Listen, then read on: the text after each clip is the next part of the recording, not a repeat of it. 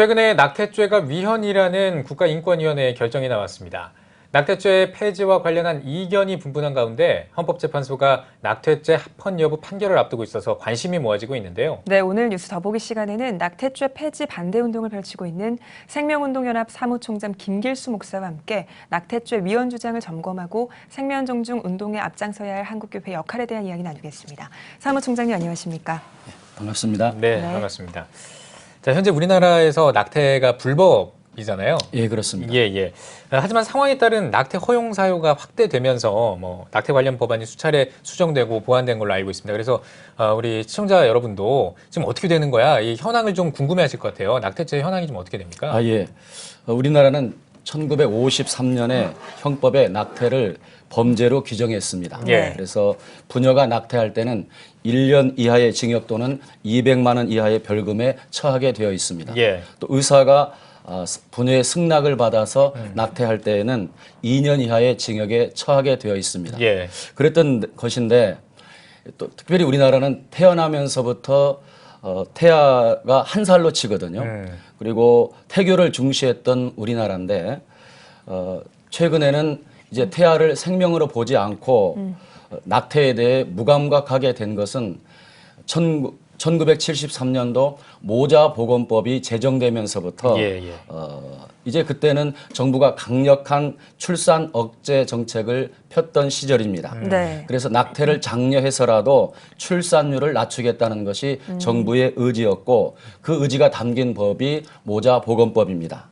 그 결과 우리나라는 세계에서 유례 없는 가족계획이 성공한 나라가 된 것입니다.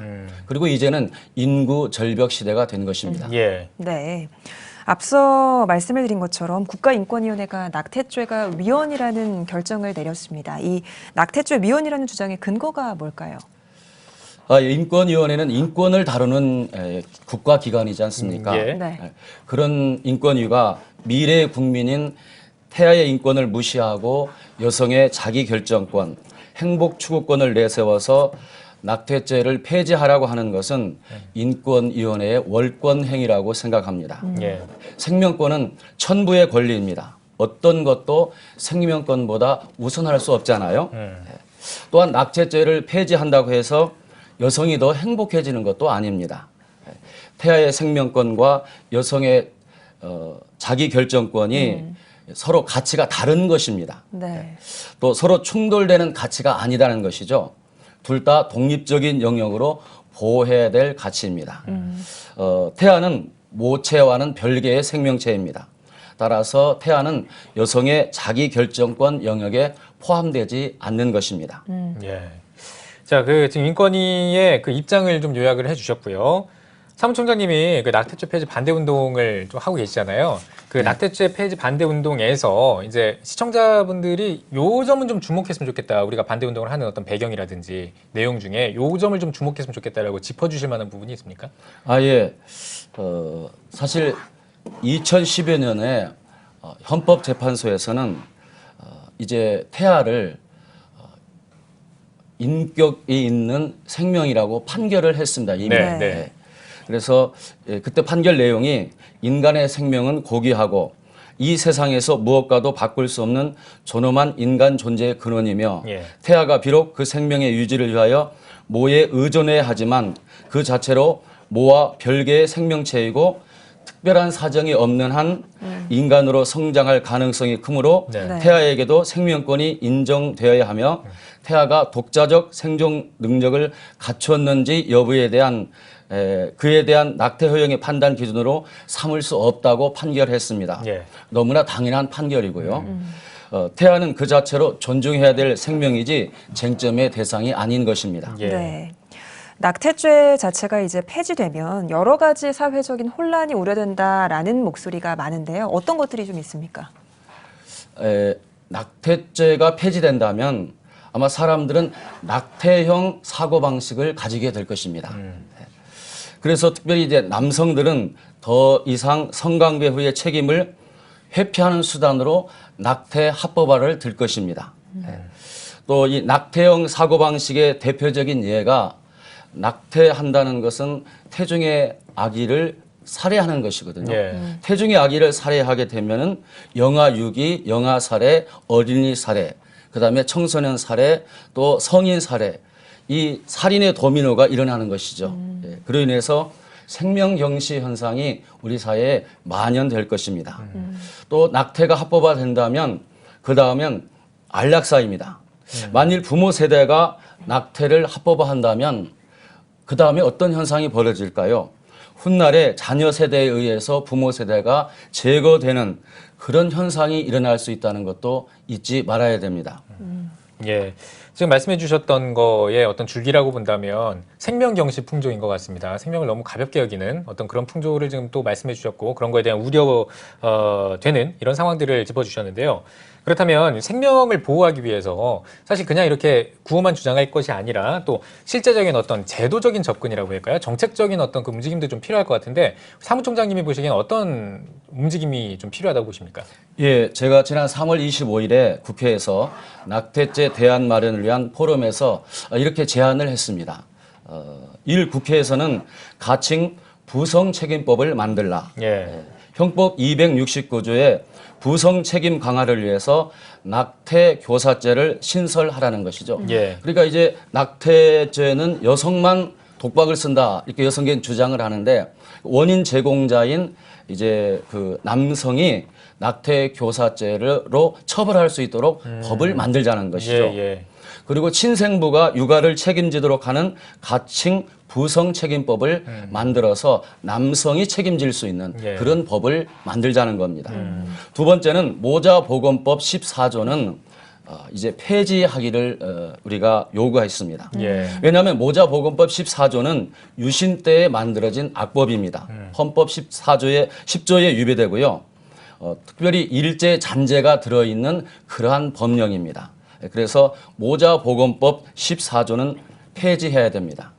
대체 입법을 한다면 모자보건법을 모자지원법으로 하고 이제 낙태에 대한 규정을 굳이 한다면 네.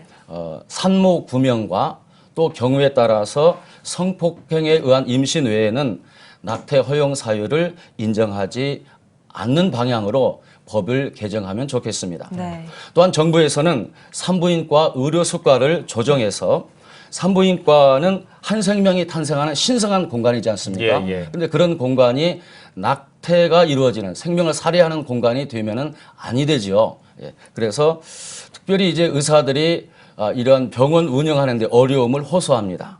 그래서 병원이 적자하지 않고 운영을 걱정하지 않고 이제 산부인과에서 병원을 운영하도록 산부인과 의료 수가의 개정이 필요합니다. 네. 또한 학교에서는 생명주의에 입각한 성교육을 실시해 줄 것을 우리가 요청합니다. 예, 예. 또 미혼모를 위한 실질적인 지원을 필요한 시점이 되었습니다. 네. 사무총장님의 여러 가지 정책적인 제안까지 들어봤습니다. 교회의 사명이 영혼 구원뿐만 아니라 이제 생명을 존중하는 이 부분이기도 할 텐데요. 그러면 이 태아를 보호하기 위해서 한국교회는 어떤 역할을 좀 할 수 있을까요? 네. 분명한 것은 낙태는 태아 살인이고 범죄라는 사실입니다. 예. 우리는 한동안 그 원칙을 잊어왔지요. 약자 중에 약자인 태아의 생명을 보호하고 수호하는 것은 이 시대에 하나님께서 한국 교회에 주신 사명이라고 저는 생각합니다. 예. 태아의 생명을 죽이는 낙태죄로 인해서 우리나라가 하나님의 심판을 받는다면 큰 문제 아니겠습니까? 예. 그래서 저는 지난 30년 동안 낙태는 살인이다. 그리고 낙태를 멈추라 하는 광야의 소리로 외쳤습니다. 예. 생명을 존중하는 것은 생명을 창조하신 하나님을 존중하는 것입니다. 네. 생명을 보호하는 생명운동이야말로 한국 교회가 이 시대에 꼭 해야 될 신앙운동입니다. 예. 낙태 문제는 단순한 사회 문제, 또 여성 문제, 법률적인 문제를 넘어서 가장 치열한 영적인 싸움이 일어난 곳입니다. 예. 교회가 할 일이 많지만 생명을 위해서 기도하고 또 생명운동을 우리 한국교회가 해주기를 요청하는 것이죠. 예. 네. 알겠습니다. 이 낙태죄 합헌 여부 판결, 그러니까 이제 헌법재판소의 결정도 얼마 남지 않은 상황인데요. 이 낙태 관련 논쟁에 대한 전망을 좀 듣고 싶습니다. 앞으로 좀 어떻게 흘러갈 것 같은지. 먼저 우리는 태아 출신입니다. 예. 이 사실을 잊지 말아야 됩니다. 낙태는 태아와 여성 모두에게 아주 불리한 것입니다. 그래서 모두를 위험에 빠뜨리는 것이죠. 태아를 죽여서 행복을 찾는 방법보다는 살려서 행복을 찾는 방법을 우리가 적극적으로 모색해야 됩니다. 예. 그래서 이제는 태아의 생명 대 여성의 권리라는 소모적인 논쟁을 그치고 태아와 여성 둘 다 살리는 정책을 정부에서 만들고 국회에서는 또 생명을 살리는 법률을 제정하고 또 종교계와 시민단체에서는 이제 생명을 존중히 여기는 그러한 운동을 일으키기를 희망합니다. 예. 네. 사무총장님 마지막으로 한국교회 성도님들께 한 말씀 해주신다면요. 네, 낙태에 대해서 언제까지나 교회가 눈을 가리고 귀를 막고 입을 다물 것입니까? 한국 교회는 이제 일어나야 됩니다. 낙태로 죽어가는 태아의 두 눈을 똑바로 봐야 됩니다. 그리고 그 소리를 들어야 됩니다. 와서 우리를 도우라는 태중 사람의 음성을 들어야 됩니다. 그리고 외쳐야 됩니다. 낙태는 살인이다. 낙태를 멈춰라. 그렇지 않으면 생명의 주인이신 하나님께서 이 땅에 돌들이라도 일으키실 것입니다. 5만 교회 700만 성도는 낙태로 죽어가는 100만 명의 태중 사람을 가슴에 품고 회개하면서 우리 하나님께 부르짖어야 됩니다. 주여 우리의 피 흘린 죄를 용서하시고 우리를 살려 주옵소서, 우리의 태아들을 살려 주옵소서 하고 태아의 생명을 위해서 부르짖어야 됩니다. 그리고 생명을 지키는 이 생명을 살리는 사역에 한국 교회가 동참해 줄 것을 요청합니다.